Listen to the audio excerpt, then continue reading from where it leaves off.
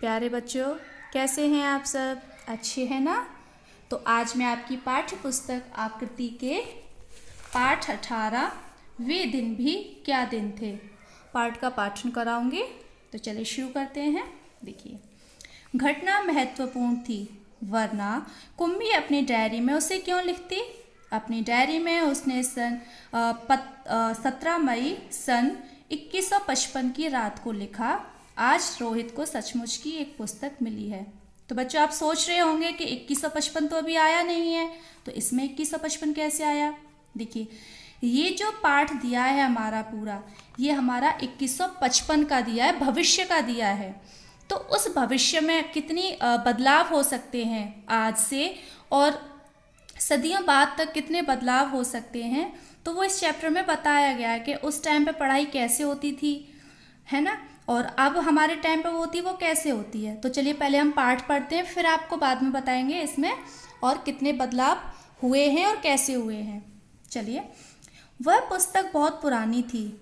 कुम्मी के दादा ने बताया था कि जब वे बहुत छोटे थे तब उनके दादा ने कहा था कि उनके ज़माने में सारी कहानियाँ कागज़ पर छपती थीं और पढ़ी जाती थीं।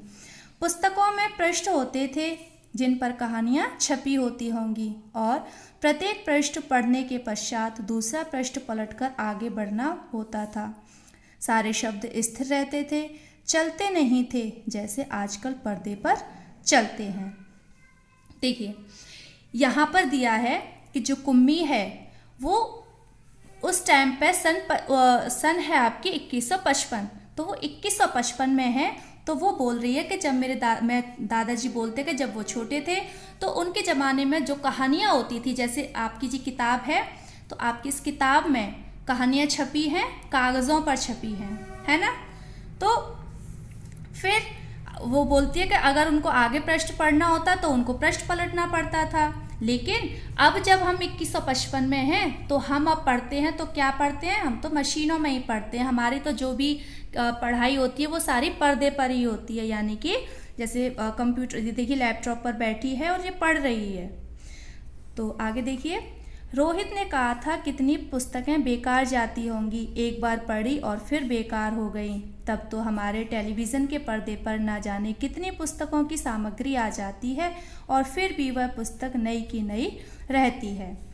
कुम्मी ने भी रोहित की हाँ में हाँ मिलाई और फिर पूछा, तुम्हें वह पुस्तक कहाँ मिली? रोहित ने बताया, अपने घर में। एक पुराना डिब्बा कहीं दबा पड़ा था, उसको फेंक रहे थे कि उसमें से एक पुस्तक मिली। इसमें क्या लिखा है? स्कूलों के बारे में लिखा है। स्कूल? कुम्मी ने प्रश्न किया। उसके विषय में लिखने को है ही क्या? हर विद्यार्थी के घर पर एक मशीन होती है जिसमें टेलीविज़न की तरह एक पर्दा होता है। रोज़ नियमित रूप से उसके सामने बैठकर हमें वह सब याद करना होता है जो वह मशीन हमें बताती है। सारा गृह कार्य करके दूसरे दिन उसी मशीन में डाल देना होता है। हमारी गलतियां बताकर फिर वह हमें समझाती है। एक विषय पूरा होने पर वही मशीन हमारी परीक्षा लेकर हमें आगे पढ़ाना आरंभ कर देती है। कहते कहते कुम्मी थक गई थी। अंत में बोली, कितना उबाऊ होता है ये सारा स्कूल का काम। तो रोहित के हाथ में जब किताब होती है तो कुम्मी कहती है कि इसमें क्या है, कि इसमें स्कूल के बारे में दिया है। तो कुम्मी कहती है कि इसमें स्कूल का कौन सा नया है? जैसे हमारी पढ़ाई मशीन पर होती है, यानी कि टीवी की तरह जो लैपटॉप होती है उस पर होता है, ऐसे ही पहले के टाइम में भी वो पढ़ाई जो होती होगी ऐसी होती होगी। और उसमें क्या होता है, एक पर्दा होता है जिसमें डेली हमें स्कूल की तरह जैसे उसमें डेली उसके सामने आके बैठना होता है। फिर मशीन हमें बताती है, हम अपना सारा गृह कार्य जो होता है हमारा, हम उसको करके मशीन में डाल देते हैं, और जो मशीन होती है वो हमारी गलतियाँ बता देती है। फिर जो उसका एक विषय पूरा होता है तो फिर वो हमारा इम्तिहान लेती है, यानी कि परीक्षा लेती है। ऐसा कहते कहते कुम्मी थक जाती है, यानी कि वो जो सोच रही है कि जो 2155 में पढ़ाई होती है वो वर्षों पहले भी ऐसे ही होती होगी। लेकिन तभी क्या होता है, रोहित मुस्कुराते हुए उसकी बातें सुन रहा था। अरे बुद्धू, जैसे स्कूल का वर्णन इस पुस्तक में है वह इससे भिन्न होता था। इसमें तो उन स्कूलों के बारे में लिखा है जो सदियों पहले होते थे। तो कुम्मी को लगा कि जो हम अब पढ़ रहे हैं वही पढ़ाई होती होगी स्कूल में। तभी रोहित ने कहा, नहीं, जो स्कूलों के बारे में लिखा है वो जो सदियों पहले स्कूल होते थे, यानी कि इस समय की बात की जा रही है, सदियों पहले यानी कि इस समय की बात की जा रही है 2155 में। तो ऐसे स्कूल होते थे, वो कैसे हैं देखिए। कुम्मी के मन में कुछ उत्सुकता जगी और वह बोली, फिर भी उनके यहाँ मशीन के बने अध्यापक तो होते ही होंगे। तो वो जानने की उसको उत्सुकता जगती है कि कैसे स्कूल होते होंगे। फिर वो बोली कि जैसे हमारे मशीन में अध्यापक होते हैं तो उनके यहाँ भी अध्यापक मशीन के होते होंगे। कुम्मी को याद आया कि एक बार जब उससे भूगोल में रोज़ वही गलतियाँ होने लगी थी तो उसकी माँ ने मोहल्ले के अध्यक्ष को बताया था। तब एक आदमी आया था और उसने मशीन के पुर्जे पुर्जे अलग कर दिए थे। तब उसने मन ही मन यह सोचा था कि वह आदमी इस बोर करने वाले अध्यापक को पुनः जोड़ ना पाए तो उसे हमेशा के लिए छुट्टी मिल जाए। लेकिन उस आदमी ने मशीन को फिर से जोड़कर उसकी माँ को बताया था। लगता है मशीन के भूगोल की चक्की कुछ तेज रफ्तार पर थी, सो आपकी लड़की के लिए उसे समझना कठिन हो गया था। मैंने अब उसकी गति कुछ धीमी कर दी है, सो आशा है अब सब ठीक रहेगा। तो तभी कुम्मी कहती है कि उसको याद आता है कि जब वो भूगोल में पढ़ रही थी तो भूगोल में उसको गलतियाँ हो रही थी। तो उसकी माँ ने जो मोहल्ला होता है उसके एक अध्यक्ष होता है, तो उसने उस अध्यक्ष को बुलाया और उस बताया कि हमारी मशीन में कुछ खराबी हो गई है और मेरी बच्ची पढ़ती है तो उसको समझ में नहीं आता है और गलतियाँ करती हैं। तो जो अध्यक्ष थे मोहल्ले के, उन्होंने एक मशीन वाले को बुलाया तो उसने पूरी मशीन खोली और खोल के उसको अच्छे से सही किया। तभी कुम्मी सोचती है कि ये इस मशीन वाले अध्यापक को सही ना करे ये आदमी, तो मेरी तो भूगोल से छुट्टी हो जाएगी, मुझे पढ़ना नहीं पड़ेगा, हमेशा के लिए फ्री हो जाऊंगी। क्योंकि मशीन में ही तो पढ़ रही थी वो, यानी कि जो उसका कंप्यूटर या लैपटॉप जिस पर पढ़ रही थी वो ख़राब हो गया था, तो बोल रही थी अब इसको सही ना कर पाए ये आदमी तो मैं तो पढ़ना छोड़ दूंगी, मेरी तो छुट्टी हो जाएगी बिल्कुल पढ़ाई से।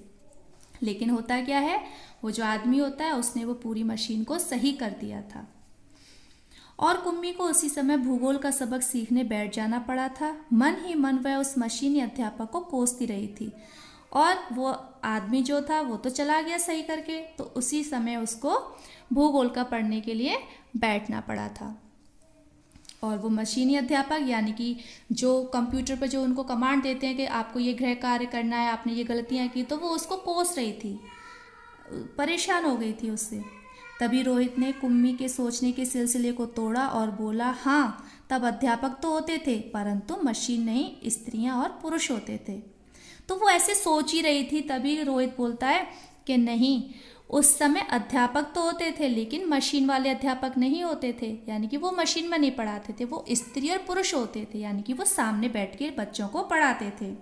क्या कहा, कहीं कोई स्त्री या पुरुष इतने सारे विषय हमें सिखा सकता है? क्यों नहीं, वह बच्चों को सारे विषय समझाते थे, गृह कार्य देते थे और प्रश्न पूछते थे। अध्यापक बच्चों के घर नहीं जाते थे बल्कि बच्चे एक विशेष भवन में जाते थे जिसे स्कूल कहते थे। तो रोहित के टाइम पे क्या होता था, रोहित और कुम्मी जो हैं जो पढ़ रहे थे वो तो घर पे ही पढ़ते थे, तो उन्होंने कभी स्कूल नहीं देखा था, उनका जो भी पढ़ाई का काम होता था वो घर पे होता था कंप्यूटर पर। तो रोहित ने बताया कि एक स्कूल होता था, वहाँ सारे बच्चे जाते थे, वहाँ पर अध्यापक भी आते थे, वो बच्चों को गृह कार्य देते थे, प्रश्न भी पूछते थे और सब बच्चे एक साथ बैठ के पढ़ते थे। कुम्मी का अगला प्रश्न था, तो क्या सब बच्चे एक समय में एक जैसी ही चीज़ें सीखते थे? हाँ, और एक आयु के बच्चे एक साथ बैठते थे। लेकिन माँ कहती हैं कि मशीनी अध्यापक हर बच्ची की समझ के अनुसार पढ़ाता है, फिर पुराने ज़माने में यह कैसे संभव होता था? तो कुम्मी कहती है, लेकिन मेरी माँ तो ये कहती है कि जो मशीनी अध्यापक होता है, यानी कि जो हमारा कंप्यूटर होता है, वो हमें बच्चे की समझ के हिसाब से पढ़ाता है, यानी कि जो बच्चा जितना समझ सकता है उसको उतना समझाता है। लेकिन जो पुराने ज़माने में जो अध्यापक होते थे वो एक साथ बच्चों को कैसे पढ़ाते थे? तब वे लोग इस प्रकार नहीं करते थे। रहने दो, तुम्हारी इच्छा नहीं है तो मैं वह पुस्तक तुम्हें नहीं दूंगा। तो रोहित कहता है कि रहने दो कुम्मी, तुम्हारा मन नहीं है ना समझने का, या तो तुम्हारी इच्छा नहीं है तो मैं ये पुस्तक तुम्हें नहीं दूंगा। कुम्मी झट से बोली, नहीं नहीं, मैं उसे पढ़ना चाहूँगी कि तब स्कूल कैसे होते थे, कितनी अजीब अजीब बातें जानने को मिलेंगी। इतने में अंदर से माँ की आवाज़ सुनकर कुम्मी बोली, लगता है सबक का समय हो गया। सबक यानी कि उसको उस टाइम हो गया है कि उसको कंप्यूटर के सामने जाकर पढ़ना है। रोहित भी उठा और अपने घर की ओर चला गया। कुम्मी अपने घर की ओर चली गई। अंदर मशीन आगे का सबक देने को तैयार थी। मशीन से आवाज़ आनी आरंभ हो गई। सबसे पहले आज तुम्हें गणित सीखना है, कल का होमवर्क छेद में डालो। कुम्मी ने वैसा ही किया। वह सोच रही थी कि कितने अच्छे होते होंगे वे पुराने स्कूल, जहाँ एक ही आयु के सारे बच्चे हंसते खेलते कूदते स्कूल जाते होंगे और पढ़ाने वाले पुरुष और स्त्रियाँ होते होंगे। इतने में मशीन से स्वर आना आरंभ हो गया था और पर्दे पर चलते हुए अक्षर एवं अंक आने शुरू हो गए थे। और कुम्मी सोच रही थी कि तब स्कूल जाने में कितना आनंद आता होगा, कितने खुश होते होंगे सारे बच्चे। देखिए बच्चों, हमारा जो पाठ है, इस पाठ के जो लेखक हैं वो हैं आजक असीमा। देखिए, इसमें जो हमारे लेखक हैं, इन्होंने 105 साल बाद की कल्पना की है कि 105 साल बाद यानी कि 2155 में कैसे समय बदलेगा, कितना बदलाव आएगा कि स्कूल बंद हो जाएंगे, किताबें कापियाँ सब कुछ बंद हो जाएंगी, सिर्फ बच्चे कंप्यूटर पर पढ़ाई करेंगे। तो उस समय की कल्पना को करते हुए जो हमारे लेखक हैं उन्होंने ये पाठ लिखा है। और उसमें दो बच्चे हैं, कुम्मी और रोहित। तो वो उस समय के बच्चे आज के समय के बारे में बात कर रहे हैं। तो वो सोच रहे हैं कि कितना अच्छा होता होगा कि बच्चे स्कूल जाते होंगे, एक साथ बैठते होंगे, एक आयु के सारे बच्चे होते होंगे, उनको स्त्रियां अध्यापक पढ़ाते होंगे और हमको तो कोई नहीं पढ़ाता, हमें तो बस कंप्यूटर के सामने, मशीन के सामने बैठना होता है और वहाँ से मशीन से आवाज़ आती है, आपको ये गृह कार्य करना है, आपको ये काम करना है। तो ऐसे ही 105 साल हमारे जीवन में या हम इसमें कितना बदलाव आ सकता है। तो इस विषय में आपको कम से कम 10 पंक्तियाँ आपको लिखनी है अपनी हिंदी की कार्य पुस्तिका में। ठीक है।